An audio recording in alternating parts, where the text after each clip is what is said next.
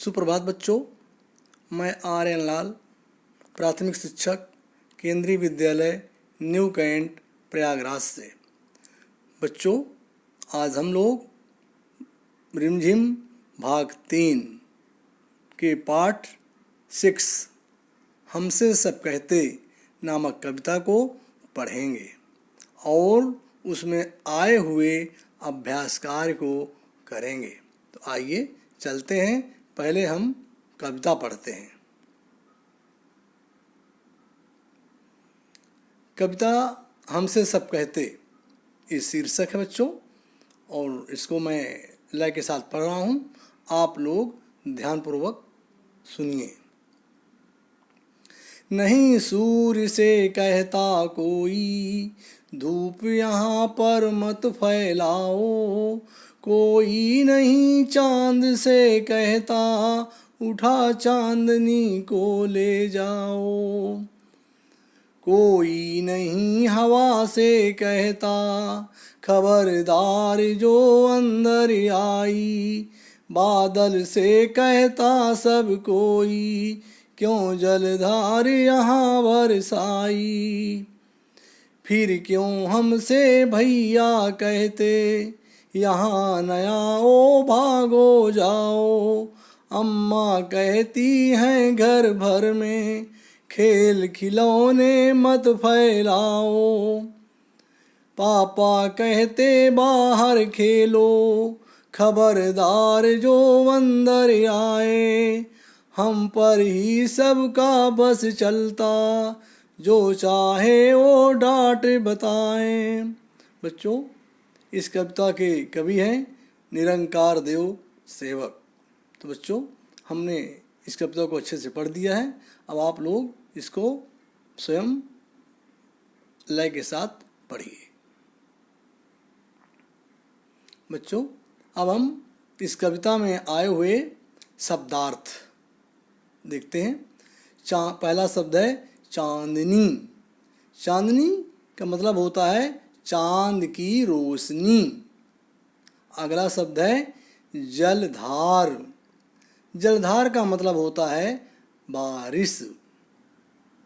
अगला शब्द है खबरदार। खबरदार का मतलब होता है सावधान। बच्चों, कविता में आए हुए विलोम शब्द। पहला शब्द है लंबा। लंबा का मतलब होता है छोटा। अंदर। अंदर का विलोम शब्द होता है बाहर। आसमान। आसमान का विलोम होता है जमीन। अंधेरा। अंधेरा शब्द का विलोम शब्द होगा उजाला। अगला शब्द है कम। कम का विलोम शब्द होगा ज्यादा। आगे बच्चों देखते हैं मिलते जुलते शब्द। बच्चों, एक कविता में आए हुए मिलते जुलते शब्द हैं, जिनको हम एक एक करके बता रहे हैं आपको। ध्यानपूर्वक देखिए। पहला शब्द है फैलाओ। फैलाओ जाओ। खबरदार। जलधार। आई। बरसाई। आओ। जाओ। घर भर। आए बताए। बच्चों, अगला शीर्षक है योजक चिन्ह। बच्चों, कविता में कुछ योजक चिन्ह वाले शब्द आए हैं, जिनको मैं आपको बता रहा हूँ। इस चिन्ह का प्रयोग शब्द युग्मों तथा तुलनावाची शब्दों के साथ किया जाता है, जैसे घर भर, खेल खिलौने, उछल कूद, भाई बहन, आना जाना। जहाँ पर इस तरह के दो शब्द होते हैं और उनके बीच में जो चिन्ह होता है, तो बच्चों इसे योजक चिन्ह कहते हैं।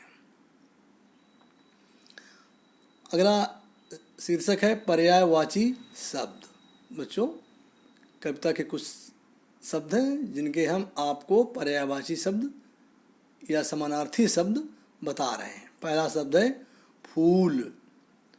फूल, कुसुम, सुमन। सूर्य, सूरज, दिनकर।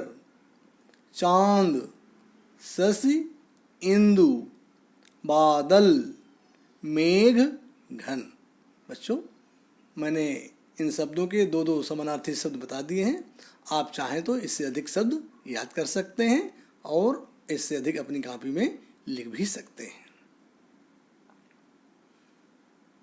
बच्चों, आगे कुछ लघु उत्तरीय प्रश्न हैं जिनको मैं आपको बता रहा हूँ। पहला प्रश्न है, तुम्हें क्या क्या करना पसंद है? इसका उत्तर होगा, हमें खेलना, टेलीविज़न देखना, साइकिल चलाना पसंद है। अगला प्रश्न है, बादल बरसने पर क्या क्या होता है? इसका उत्तर होगा, बादल बरसने पर सभी तरफ पानी भर जाता है, कीचड़ हो जाता है, बाढ़ आ जाती है। बच्चों, अगला प्रश्न है, हाँ या नहीं में उत्तर लिखो।